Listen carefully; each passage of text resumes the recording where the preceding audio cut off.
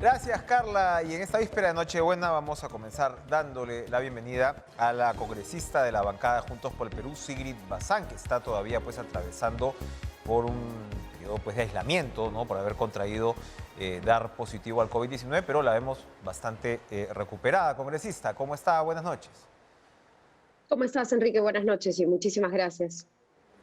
Todo bien, digamos, en términos de síntomas, no le ha afectado especialmente.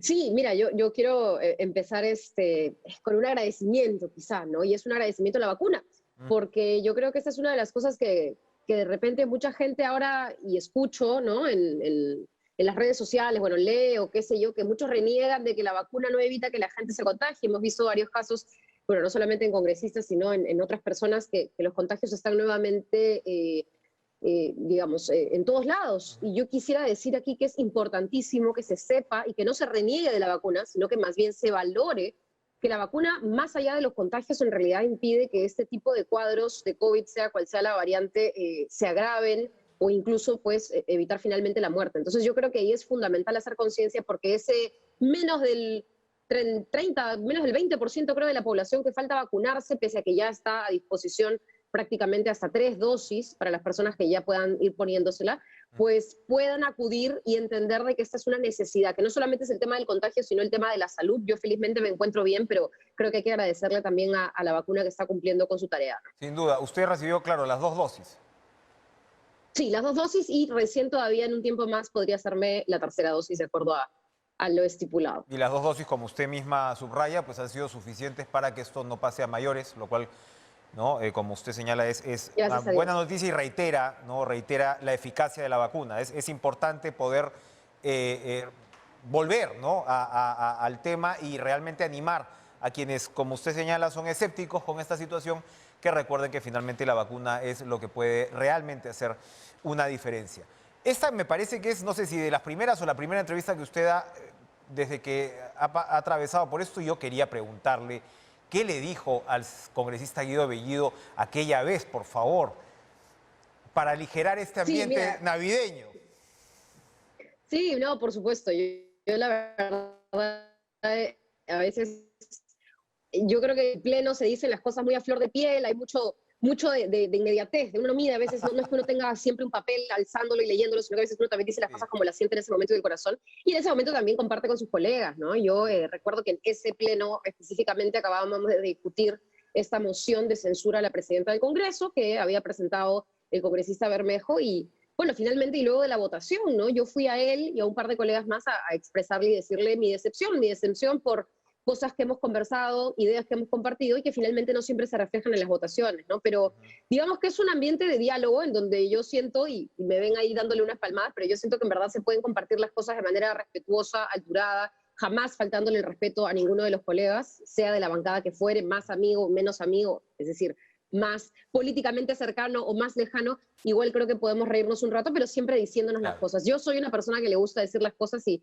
ese fue mi breve acercamiento, ¿no? Que yo después he compartido. Incluso el colega Bellido me llamó también por preocupación, ¿no? Así que yo le agradezco también ese gesto. No, y las palmadas efectivamente refuerzan esa idea, aunque la última palmada expresa, yo creo, un poquito la decepción que usted sentía en ese momento.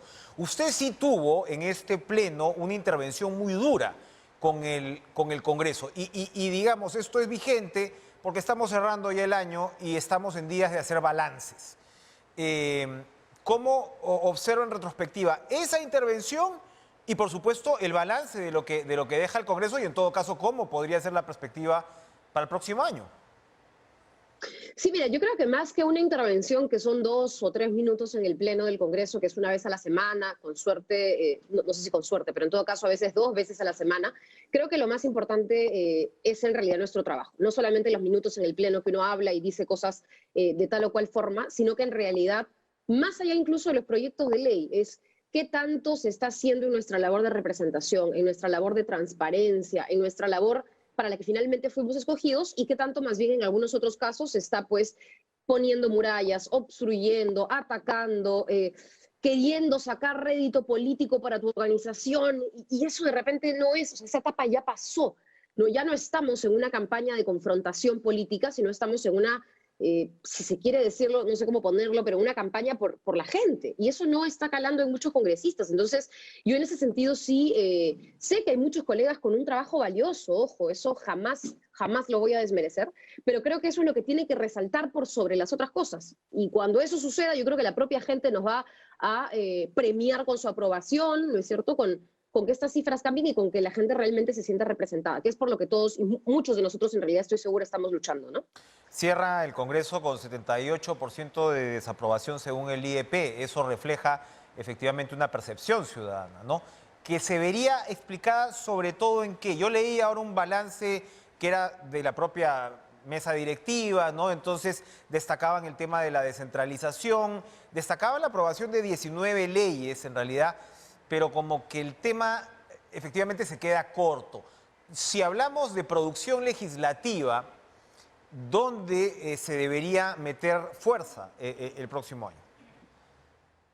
Sí, yo creo en realidad, mira, hay demasiadas cosas, hay demasiados temas. Creo que cada congresista está hallando un poco su fuerte o está hallando un poco, digamos, las agendas o las personas por las cuales también uno a veces prioriza ciertos trabajos. Yo particularmente, por ejemplo, voy asumiendo compromisos a medida que también voy trabajando en mis semanas de representación con diversos sectores, ¿no? Yo he tenido un compromiso muy fuerte con el tema sindical porque creo que el tema trabajo es fundamental, no solamente visto desde el lado de la generación de empleo, sino también visto del lado de la mejora de las condiciones laborales. Y el tema de las ollas comunes, porque siento que las ollas comunes han rebasado cualquier teoría y hoy por hoy no solo son organizaciones que alimentan, sino son organizaciones comunitarias que velan por muchas otras cosas. Entonces, esa cercanía me ha permitido ir viendo, por ejemplo, el tema de la recuperación de alimentos, que esto no se convierta solo en un tema de donaciones, ¿sabes? Viendo otras agendas o otras propuestas con estas personas. Y ahora, yo justo acabo de plantear un proyecto de ley que me parece importante incluso extenderlo a otros sectores, que es por el, no sé si decir déficit, pero es la gran problemática de la falta de saneamiento físico legal de predios, en particular predios que son ocupados por autoridades, y yo quiero decir que nuestro Cuerpo General de Bomberos del Perú es una autoridad, y lamentablemente están en condiciones terribles. Y como, claro, no está, digamos, en nuestras manos dar el dinero que solucionaría todo, que además es muchísimo, ellos mismos como Comandancia General han hecho un cálculo y es tremendo el presupuesto que se necesitaría para con uniformes, equipo, máquinas, vehículos, etcétera. Creo que sí está dentro de nuestras facultades como congresistas legislar, porque por lo menos tengan un lugar donde estacionar los vehículos que tienen, porque por lo menos el lugar en el que estacionan y operan y duermen y descansan, ya hacen guardia, sea un lugar que les permita salir rápidamente hacia una emergencia, regresar rápidamente de una de ellas. Y no es lo que sucede. Vemos desmonte, informalidad que bloquea las vías, no pueden llegar a tiempo a las emergencias, no tienen predios a veces con agua y desagüe. O sea, es tremendo, ¿no? Y yo quiero avanzar un poquito, he querido avanzar, he presentado solamente nada más que ayer o antes de ayer, si no me equivoco, a través de mesa de partes virtual, la virtualidad nos ayuda mucho también, ese último proyecto de ley, y creo que ahí hay que ir avanzando, ¿no? Hay muchos sectores que en realidad reclaman nuestra atención. Ahora, mientras tanto, el Congreso sí está legislando en otras materias y algunas materias son sumamente controversiales. Podría darse pues una contrarreforma universitaria que tiene que ver con recortarle facultades a SUNEDU, volver probablemente a algo parecido a lo que era la situación anterior. Y allí hay, digamos, actores de Juntos por el Perú que parecen reivindicar cierta parte de esta agenda por el lado de la recuperación de la autoridad de la universidad pública, etcétera. Pero esto es muy controversial. ¿Cuál es su posición al respecto? No, nosotros, y sobre todo quien te habla, quien viene además de una... Perdón, la gata acaba de botar una mesita. Es quien te habla, en realidad yo vengo de la lucha estudiantil, yo vengo de defender además la reforma universitaria en tanto estábamos como estudiantes cansados de la ANR, de una Asamblea Nacional de Rectores que era un cogollo de favores que felizmente, luego de la reforma y con SUNEDU, se ha, digamos, desenredado, ¿no es cierto? Creo que es imposible que alguien como nosotros, y sobre todo creo hablar por toda la bancada, pueda de alguna manera estar del lado de este retroceso que en algunos casos se está planteando.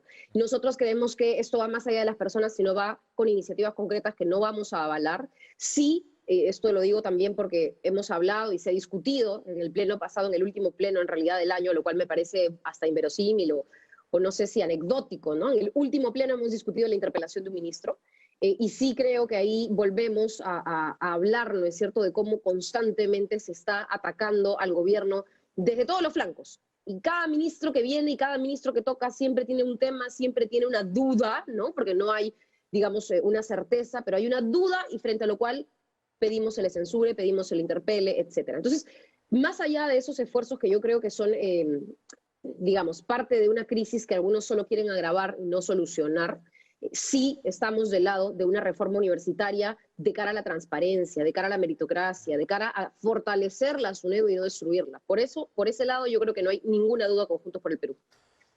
¿Está de acuerdo con la censura del ministro Gallardo que ya se produjo?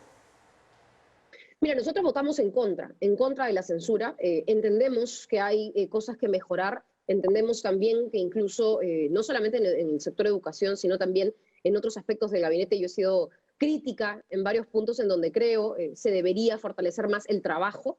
Y yo creo que si este cambio va a permitir que se hagan mejoras o que se hagan, digamos, más visibles las líneas de trabajo, pues en buena hora. Pero nosotros creemos que por encima de todo está el presidente, sus ministros, la gobernabilidad. Y sí creemos que, alcanzadas las críticas, varias de esas cosas tienen que mejorar, ¿no? Necesitamos también algunos criterios de MIDIS que tienen que mejorar, necesitamos también la reforma tributaria que ha quedado en nada, que el MEF envíe sus proyectos de ley, necesitamos que cada uno de los ministerios también se ponga las pilas, y creo que en eso varios congresistas estamos, ¿no? La reforma tributaria que ha quedado en nada, efectivamente, porque bueno, digamos, se ha cortado las uñas o los dientes, en todo caso, de lo que tenía que ver, por ejemplo, con el tema minero, ¿no? Con el tema de tasas, etcétera, etcétera. Y de hecho, por eso ha anunciado, o ustedes, mejor dicho, no apoyan el dictamen de Juntos por el Perú sobre estas facultades tributarias recortadas. ¿Es posible sacar desde la perspectiva de Juntos por el Perú una reforma tributaria por otra vía, precisamente por la vía de proyectos de ley? ¿Es posible llegar a consensos alrededor de estos? Mira, yo siento que va a ser un camino muy empedrado, muy difícil, porque este tema de las facultades es un tema técnico, no es un tema político. La discusión de una reforma tributaria en torno a temas tan complejos, tan técnicos, ¿no es cierto? El tema del margen de utilidades, el tema, todo lo que tiene que ver con la minería que se quería modificar, ¿no es cierto? Que lo discutan 130 congresistas que son netamente políticos, parlamentarios. Yo creo que va a desdibujar varios de los proyectos de ley que hacen bien. Y la verdad es que yo siento que ahí el gobierno tiene que hacer más esfuerzos para que esto pase finalmente por el Ejecutivo, porque es un tema técnico. Ahora, yo sí creo, y por ahí también explicar un poco nuestro voto en contra, ¿no? Fue una conversación muy profunda que tuve con varios colegas a la hora de, en el mismo pleno, ¿no es cierto? En el mismo ojo de la tormenta nos decíamos, si votamos en contra, de repente nos quedamos sin nada, pero si votamos a favor, estamos votando a favor de recortar prácticamente 10.000, 11.000 soles, 11.000 millones de soles, de los que se podrían haber recaudado, porque la propuesta de reforma tributaria del Ejecutivo iba a permitir recaudar, por poner una cifra no tan exacta, 12.000 millones. Y con eso que hemos aprobado, a la justa sí recaudaríamos 1.000. Entonces, en realidad, esto es completamente insuficiente si hablamos de un déficit de infraestructura en educación, en salud, en tantas cosas en las cuales incluso las promesas del Ejecutivo de plantear, ¿no es cierto?, temas como, por ejemplo, 5% del PBI en tal o cual sector, perdonen, pero va a ser imposible si además de ello tenemos los recursos totalmente recortados. Entonces, el Congreso está de alguna manera con esto que se acaba de aprobar, con nuestro voto en rojo, obstaculizando también un trabajo que es necesario y que otros países hacen y que el propio Fondo Monetario Internacional ha recomendado. Ha llegado el nivel de discusión a un punto en el que incluso yo le decía a una colega, el FMI está recomendando para Perú que la presión tributaria tiene que ser tanto y que hay un margen para aumentarle, un margen moderado para aumentar, ¿no es cierto?, determinados impuestos a empresas tan grandes como las mineras, que gozan ahora de costos de producción muy bajos y de un precio de los minerales muy alto. Y la colega me decía, bueno, mis estudios son distintos. Entonces era como los estudios de una persona versus todo el Fondo Monetario Internacional, cuya recomendación para Perú era esa. Era, la verdad, una discusión que no tenía salida y pues nos hemos quedado con eso. Vamos a ver cómo trabajamos también el 2022 con lo que se tiene, ¿no? ¿Ha conversado con su bancada sobre la situación del presidente Pedro Castillo? Hay dos licitaciones, dos buenas pros, ¿no?, que están en el ojo de la tormenta, que tienen que ver con visitas tanto en Palacio de Gobierno como en la famosa Casa de Breña. Hoy Petroperú ya anuló una de esas dos licitaciones, ¿no?, de compra de biodiesel, donde Básicamente el cuestionamiento era que se sacaba la opción de tener un postor internacional y bueno, quien ganó también tiene su grado de controversia. Ustedes tienen entre los congresistas a un ministro de Estado incluso. ¿Han podido conversar sobre esta situación? ¿A qué conclusión han llegado? Sí, mira, nosotros tenemos confianza en que se están dando señales de transparencia y también certeza de que hay una campaña de desinformación muy dura. Te lo comento porque en realidad, para algunas señales que creo no, de repente todos están al tanto, no solamente el presidente de la República ha indicado que busca adelantar incluso, si es posible, su declaración a la Fiscalía, nunca se ha negado a ir a la Fiscalía a responder, se le ha citado, él dice, bueno, si quieren voy ya, sino que además el presidente ha decidido levantar su secreto bancario, tributario, telefónico, fiscal, lo que fuere. Entonces, yo creo que son señales positivas. En segundo lugar, sobre el tema del ingreso a la Fiscalía, no ha habido una orden judicial de allanamiento por la cual se pueda decir que se impide o se permite el paso, ¿no es cierto?, del fiscal adjunto, porque no fue la fiscal a cargo, fue un fiscal adjunto, ni siquiera fue la fiscal a cargo, por el que se pueda decir que este fiscal adjunto no pudo ingresar, porque el tema del ingreso o no ingreso al anillo 1, al lugar, digamos, más, no sé si decir la palabra íntimo, o en todo caso personal o propio del presidente, no había orden judicial, no había pedido, no había solicitud. La solicitud con la cual va este fiscal es básicamente pedir información sobre el caso que bien has mencionado, entradas, salidas, visitas, etcétera. Todo eso se le ha proporcionado a la Fiscalía, toda la información está colgada en el portal de transparencia, y yo entiendo que luego han comenzado a salir cosas sobre una de las fiscales a cargo de esta investigación, que además es abiertamente, y lo dice de una manera como si el presidente en algún momento se hubiese asumido como comunista, ¿no? Pero bueno, ella es abiertamente anticomunista, abiertamente anticastillo, abiertamente ha hecho campaña por la otra candidata en la segunda vuelta. Entonces, respetando la independencia de poderes, yo creo que ahí hay que mirar, ¿no es cierto?, y separar las cosas, sobre todo con información muy clara, muy concreta, y nosotros sí tenemos confianza en que las cosas se van a aclarar, se tienen que aclarar, tenemos confianza en la Fiscalía, en el trabajo y en la independencia del Ministerio Público, y creemos que ahí es donde se van a obtener los resultados, ¿no? Para terminar, Sigrid Bazán, congresista de Juntos por el Perú, el investigado, se supone, por el asesinato de estos dos jóvenes, de Inti y Brian, por el homicidio de estos dos jóvenes durante estas protestas, es el jefe de seguridad del Congreso.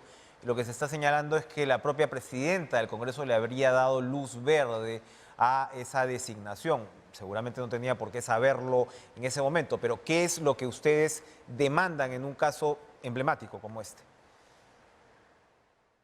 Mira, yo a diferencia de algunos colegas, yo no ostento la autoridad para demandar que se contrate o se despida gente. Yo solamente voy a decir que me parece terrible. Sé que, guardando las formalidades, la presidenta del Congreso no es la que contrata, ¿no es cierto?, a esta persona, pero sí es la que sabe y da, como tú has dicho, el visto bueno o la luz verde para que esta persona esté donde está. Yo creo que una persona que no solamente ha sido investigada por el tema de Inti y Brian, concretamente por el asesinato de Inti y Brian, una persona que está siendo investigada por temas vinculados a corrupción, que incluso ha sido acusada de golpear a una suboficial. Nosotros como congresistas tenemos a suboficiales que velan por nuestra salud, por nuestra seguridad, y una persona tan cuestionada, yo creo que la verdad no corresponde, ¿no? Hablando de la meritocracia, ojalá que eso se viera en todos lados, pues ojalá que eso también se viera por quienes están como jefes de seguridad del Congreso. Yo lamento que esta decisión continúe, pero bueno, pues ahí también vamos a ver cómo este señor ha sido tan cercano al entorno del señor Merino y qué razones tendrá para estar donde está. Yo lo que creo es que estas cosas hablan muy mal, y dejan mucho más que mi intervención o que cualquier intervención en el Pleno, dejan mal parado a la institución.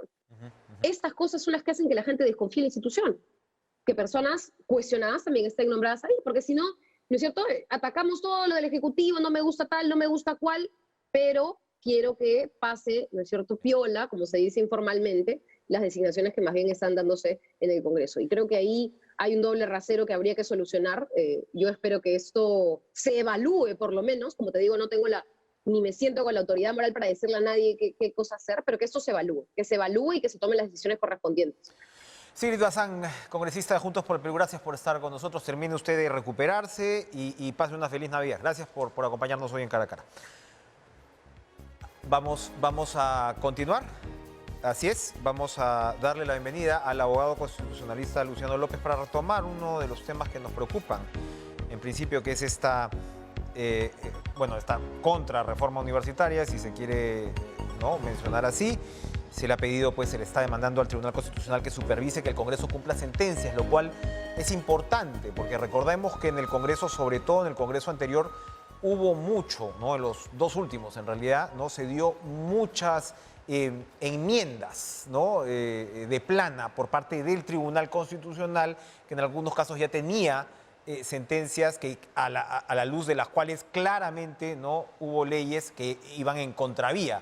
Y lo que se señala es que podría darse una situación similar si finalmente se aprueba pues, este proyecto de ley que cambia en realidad la configuración de SUNEDU y entre otras cosas pues también regresaría a un estado anterior el caso de las universidades no licenciadas. Doctor López, buenas noches. ¿Qué tal? Buenas noches. Muchas gracias por la invitación. ¿Qué pasa aquí? Porque lo interesante es precisamente poder debatir antes, en todo caso, que se tome la decisión. Es válido, ¿no?, que el Congreso haga un análisis sesudo, constitucional, de esta situación antes finalmente de votar quizás a favor de esta ley, o el propio tribunal podría pronunciarse antes que se dé para no de repente tener que corregir ya sobre un proceso que puede ser mucho más complejo, ¿no? Bueno, en principio habría que separar dos cosas de lo que me está preguntando, ¿no? Porque una cosa es la tarea del tribunal y otra es la suerte de acto de contrición. Creo que tendría que hacer el propio Parlamento, no solamente en este proyecto, sino en general, ¿no?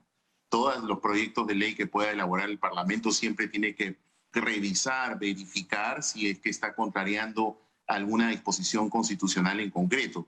Y sobre este tema, con mayor razón, porque existe ya desde el año 2010 que se emitió una sentencia en el Tribunal Constitucional cuando todavía no existía la SUNEDU, porque todavía no estábamos con la nueva ley universitaria.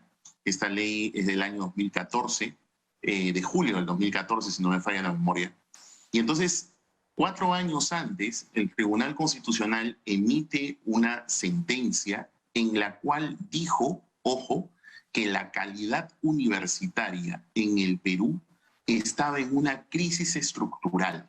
Lo digo en términos así sencillos porque tiene un nombre técnico. Se llama estado de cosas inconstitucional, pero que si lo ponemos en sencillo, no es más que lo que acabo de mencionar, una situación de grave crisis estructural de la calidad universitaria. Y fue el Tribunal Constitucional en esa oportunidad el que justamente sugirió dos cosas, creo, en resumen. La primera, que dijo que los que son supervisados o fiscalizados en la calidad universitaria, o sea, las universidades, no pueden ser gato de despensero. Es decir, ellos no pueden participar ni directa ni indirectamente en la propia supervisión de la calidad de sus El regulado no puede ser el regulador.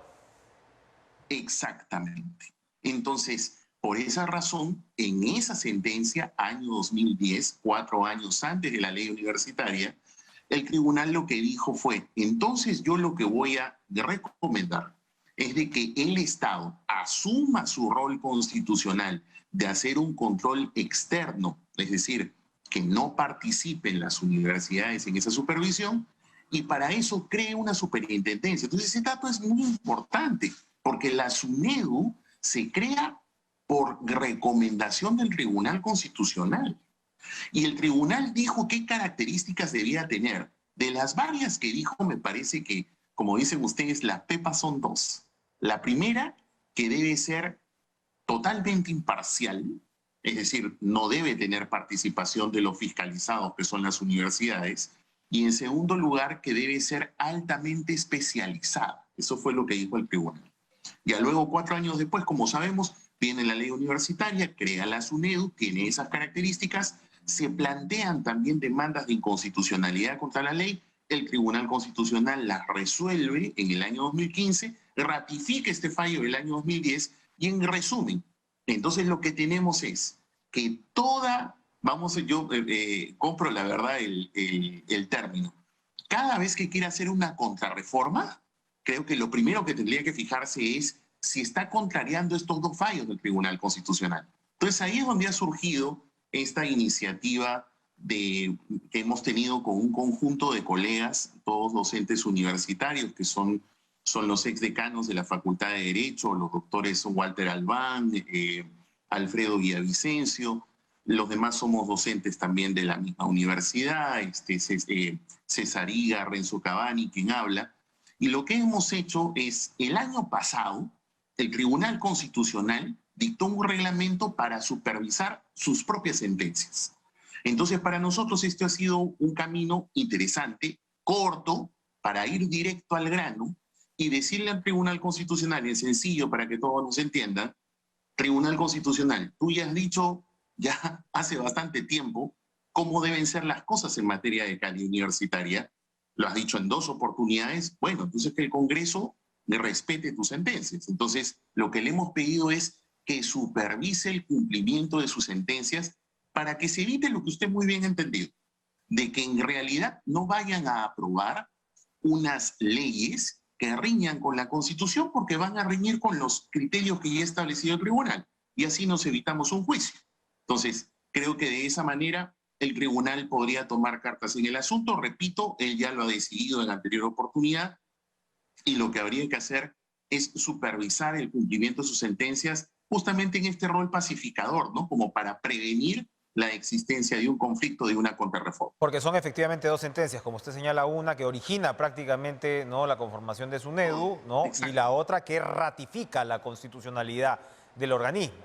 Ahora, el alcance del otro proyecto de ley, del otro dictamen, que lo que pretende es darle esta famosa segunda oportunidad, muchos dicen que es la quinta, la sexta o la que fuera, a las universidades que no han sido licenciadas, sobre todo en circunstancias que estas universidades no licenciadas, si tuvieran, si estarían realmente embarcadas en el proceso de pasar por el aro, podrían hacerlo, porque tienen la oportunidad efectivamente de volverse a presentar.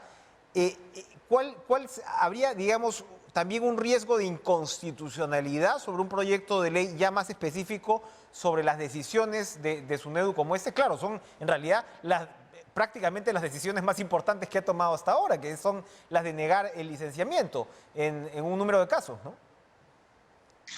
Mire, la respuesta es bien concreta.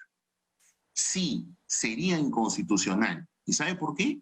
Por esa famosa sentencia, la primera, que es del año 2010, cuando todavía no existía la ley universitaria, y es allí cuando el tribunal dice que hay un problema estructural en la calidad universitaria, que el tribunal señala que estas características que debía tener esta superintendencia, una de ellas era que debía supervisar con plazos perentorios el cumplimiento de las estrategias y de los planes de autorización para brindar un servicio de calidad. Y es el tribunal el que dijo allí que si en ese determinado plazo no se cumplía, entonces esta superintendencia debía encargarse de cancelar la licencia y de disponer el cierre definitivo de la universidad. Mire qué interesante. Es el Tribunal Constitucional el que lo dice en el año 2010. Por eso es que esos 2 temas en la solicitud que hemos presentado, un tanto extensa porque hemos tenido, yo le estoy resumiendo algo que de suyo es un tanto complejo, pero que ya el Tribunal Constitucional lo ha resuelto y por eso es que el día de ayer que presentamos la petición hemos sustentado por qué estos 2 proyectos de ley ya dictaminados por la Comisión de Educación justamente han emitido el dictamen y lo han aprobado el día 21, ¿no? Es decir, antes de ayer. La semana pasada lo habían aprobado en un predictamen, pero ya el día lunes pues ya materializaron este tema. Y entonces el Tribunal Constitucional, vuelvo a repetir, va a tener que regresar sobre sus pasos, ¿no? Porque definitivamente el Congreso en este caso está incumpliendo sus propios fallos. Así que el sistema de supervisión que ha sido creado justamente para, vale la redundancia, supervisar que los obligados sobre recomendaciones, sobre declaraciones que el propio Tribunal Constitucional haya establecido en sus sentencias, este es un caso paradigmático sobre ello y que creo, vuelvo a repetir, que sería pues una muy buena oportunidad como para prevenir un conflicto constitucional, que el Parlamento pueda recapacitar. Bien. Y que pueda darse cuenta que más bien lo que hay que hacer es colaborar con la reforma, no ir en una contrarreforma. Y si lo va, y si pese a ello va a ir a aprobar estas leyes, pese a que el tribunal, ojalá, asuma su rol de supervisar y hacer cumplir sus propios fallos, es como seguiría en el fútbol una tarjeta amarilla, ¿no? Porque si contra eso encima aprueban esas leyes, creo que definitivamente van heridas de muerte, porque en un proceso de inconstitucionalidad tenga la plena seguridad que hay altísimas probabilidades de que puedan ser leyes declaradas inconstitucionales. Efectivamente, ¿no? Es un caso interesante precisamente para en todo, ¿no? O sea, que se ahorre tiempo, finalmente, se ahorre tiempo en lugar de llegar a un desenlace como ese. Gracias, Luciano López, abogado constitucionalista. Al contrario. Por estar con nosotros. Una cosita, si me permite, muy breve. El Tribunal Constitucional tiene la palabra. Creo que el tribunal es el que ahora tiene que tomar la decisión de hacer respetar sus propios fallos, sobre todo por la reforma universitaria. Perdóname mi introducción. Vamos a esperar la reacción entonces de esta importante corte. Vamos a una pausa, regresamos a hablar del coronavirus, regresamos a hablar de Omicron. Vamos a conversar con José Guillermo Castro Danos, él es infectólogo del Hospital de la Universidad de Miami, peruano, jefe del Servicio de Control de Antibióticos y profesor principal. Y ojo, Florida está alcanzando récords de contagio y todo indica que se debe a Omicron. Vamos a hablar con un peruano pues, que está, como se dice, en el ajo. Regresamos.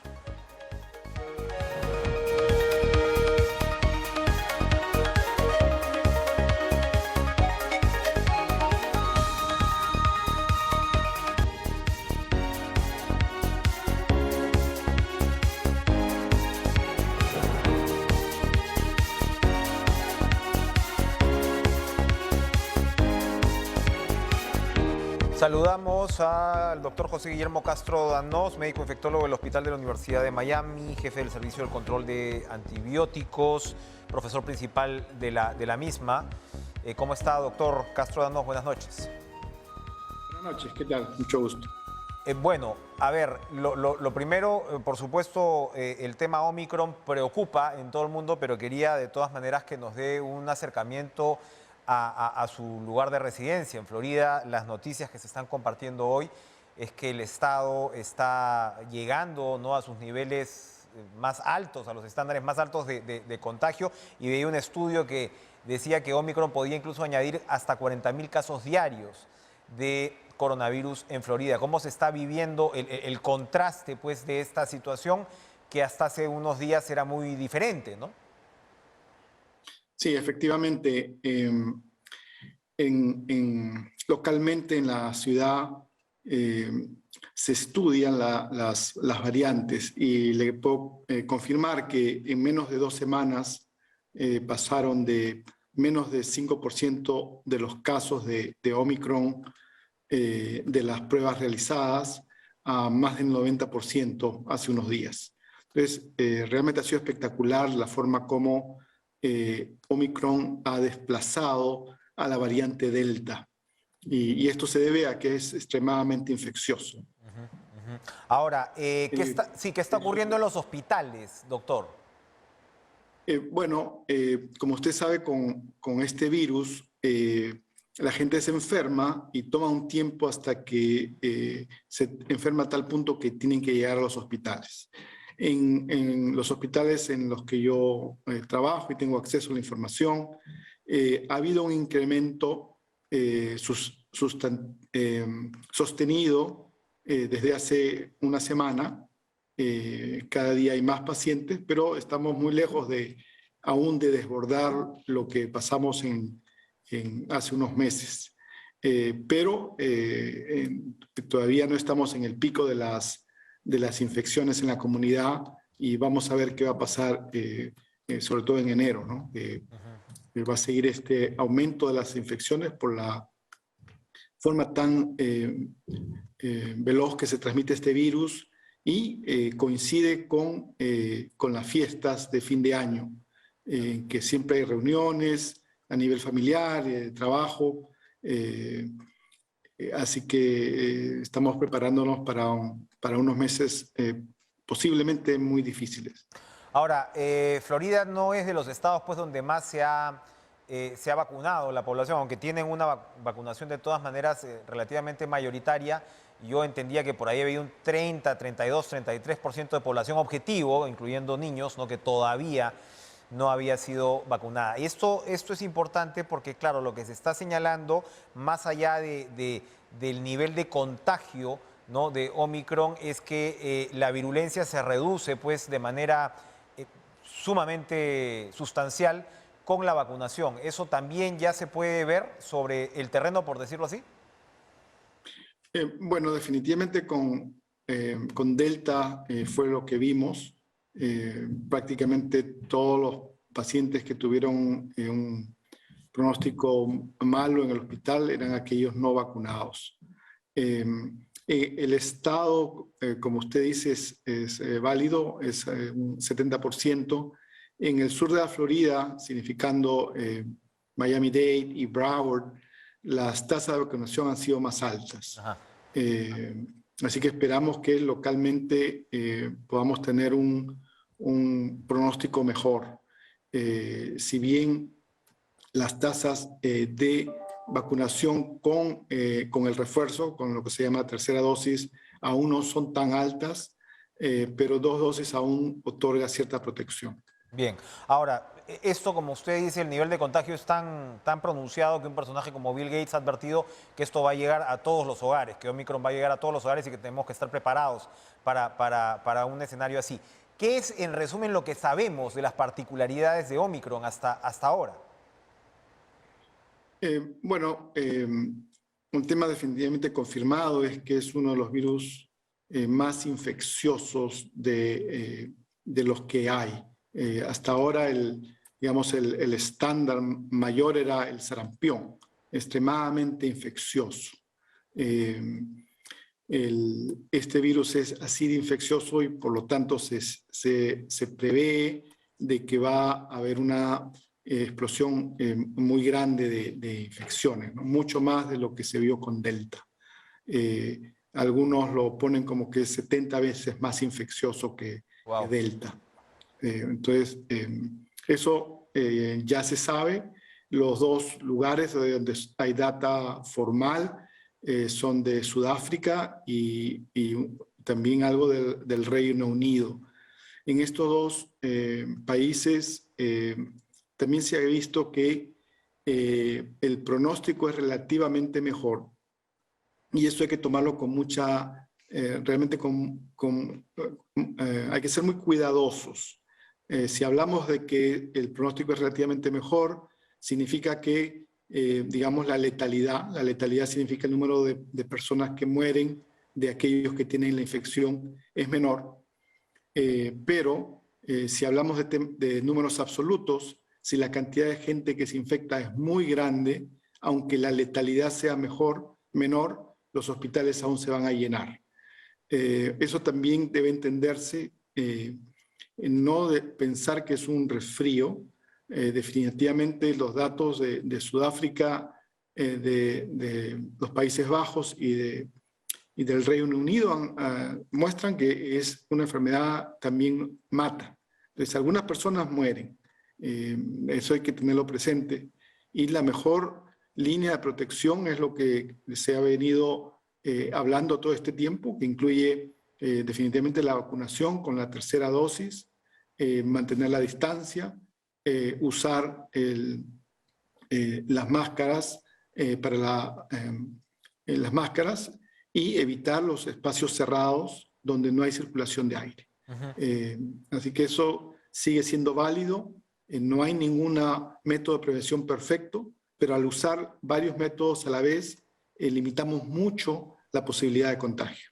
Ahora, si bien todavía no hay información para todas las vacunas con respecto a la posibilidad de contagio, ¿no?, de la Omicron, cuánto se reduce o cuánto no, mejor dicho, lo que sí parece estar bastante claro es que la enfermedad grave y el riesgo de muerte se reduce sustancialmente, y eso es en el caso de todas las vacunas, ¿cierto?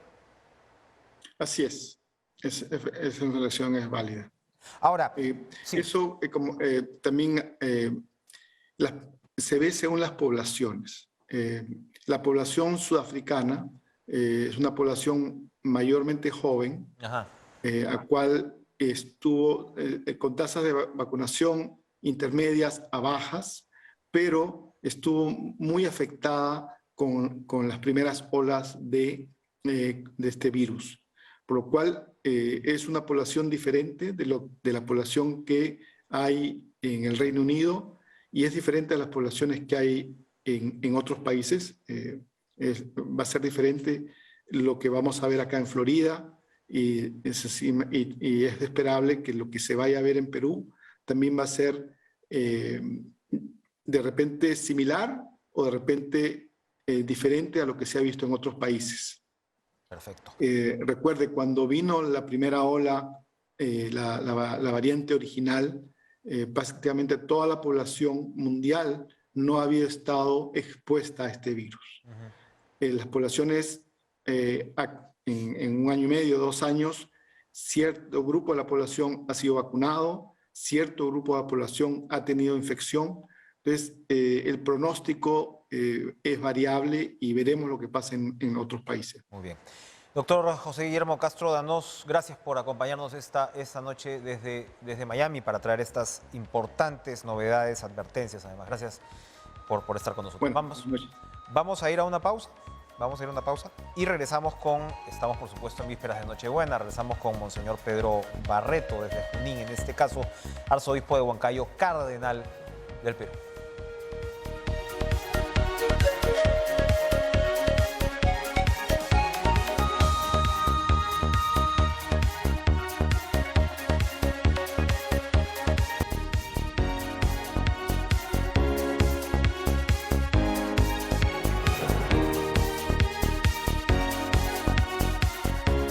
Mañana el mundo celebra una segunda Nochebuena en medio de una pandemia, una circunstancia que no se había visto en un siglo, es decir, esta generación, quienes están vivos, ¿no?, en este planeta, no habían vivido prácticamente una situación ni remotamente similar.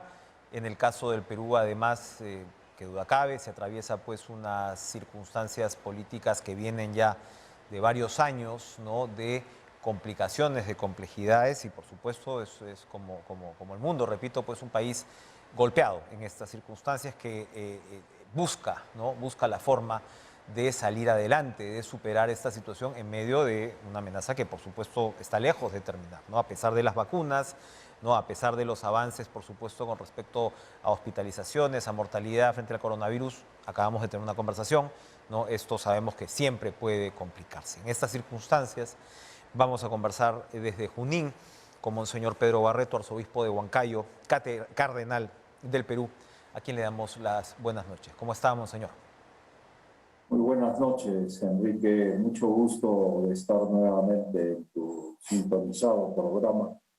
Un gusto. Y la verdad es que, como ha indicado el mismo médico que me antecedió, estamos en una pandemia, yo diría histórica, que comenzó, bajó un poco y nuevamente ahora aparece pues otro virus, ¿no?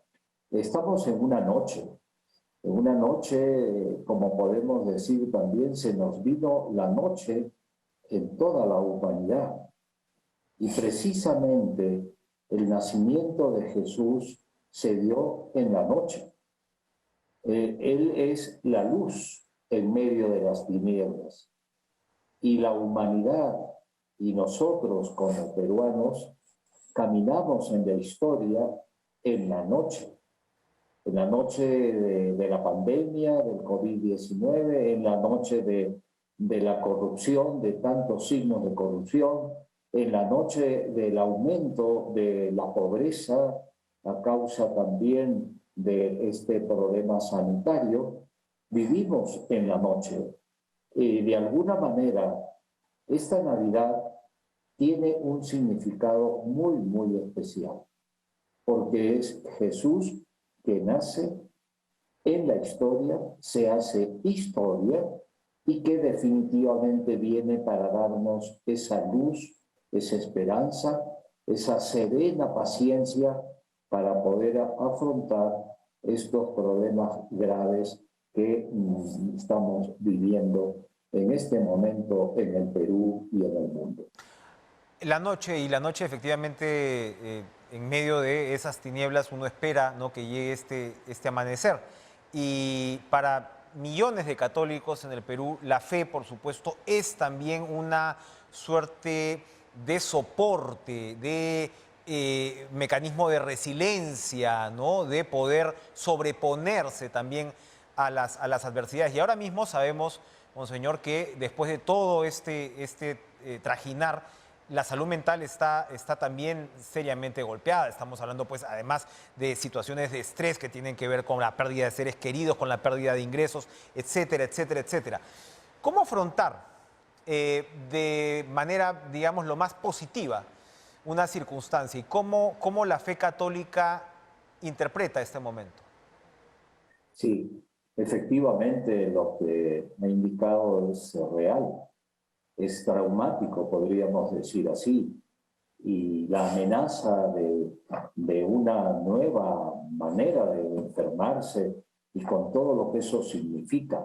Pero no olvidemos que la esencia de la Navidad es el nacimiento de Jesús. Él es nuestra luz en medio de las tinieblas. Él es la paz en medio de nuestras angustias. Y por tanto, tenemos esperanza porque Él nace y quiere nacer en cada uno de nuestros corazones y de nuestras familias. Y creo que aquí está la fe como un arma poderosa para vivir en medio de tantas dificultades con esa serena alegría que nos da la confianza en el Señor. Es verdad, yo puedo decir, tenemos confianza en las vacunas. Hoy mismo me han puesto la tercera dosis de la vacuna, que todos tenemos que hacer porque es un esfuerzo que el Estado está ofreciendo a toda la población para poder realmente vivir con esperanza. La esperanza tiene que darse también con gestos concretos como la vacuna, como la solidaridad, como los comedores populares, porque Jesús nace a las afueras de la ciudad. Y al nacer a las afueras de la ciudad, es una opción clara de Dios de que la Navidad no es regalos, no es luz, ¿no? Los regalos pueden ser un signo de amistad, de generosidad, que está bien, pero la esencia de la Navidad es Jesús.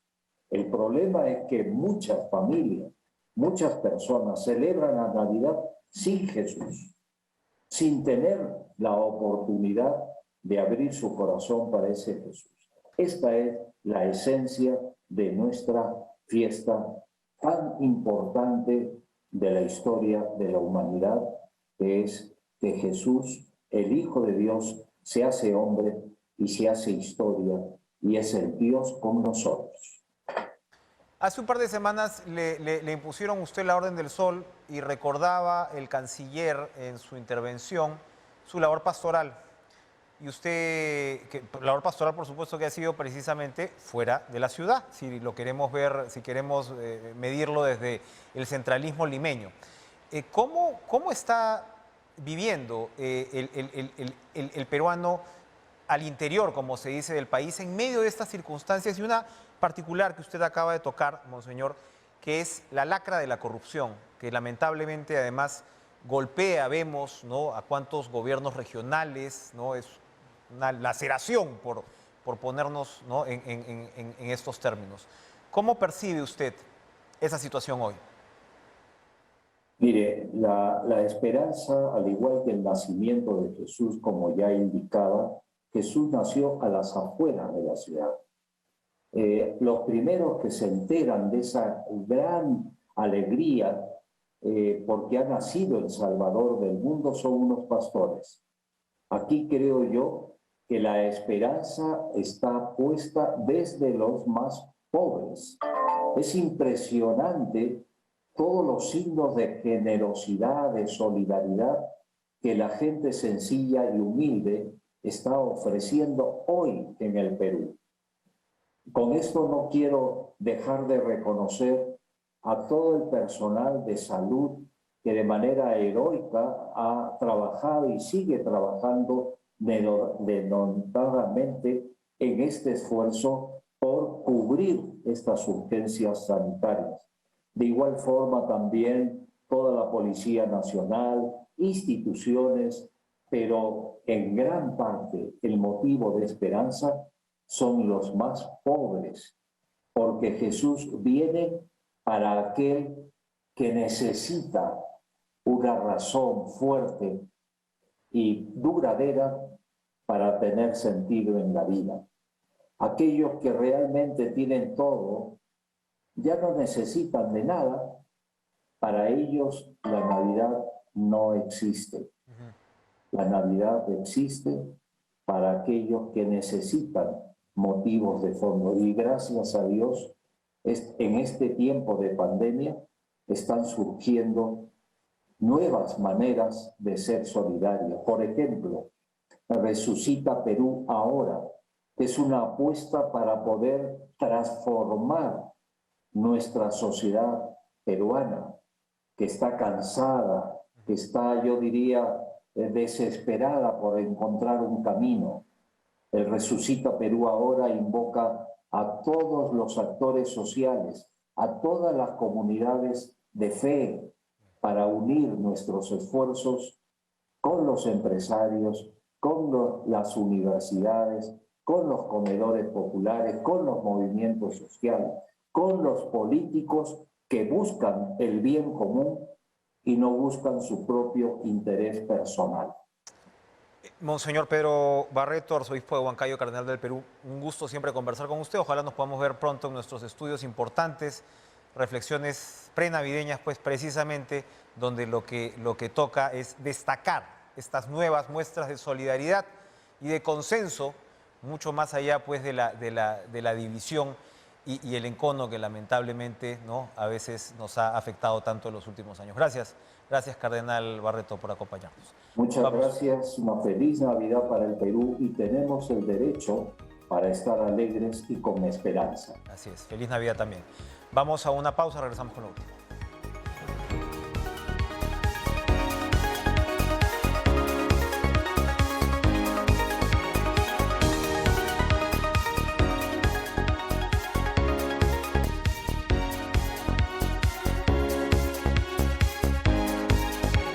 Tiempo cumplido, mañana este programa tiene un breve receso navideño, nos reencontramos el lunes, aprovecho por supuesto para desearle una feliz Navidad a toda la teleaudiencia de TV Perú, sigan ustedes con la programación, sigan con En Pared, toda la información deportiva, Lucho y Joana están listísimos y nos reencontramos por el lado de Cara a Cara el lunes. Buenas noches.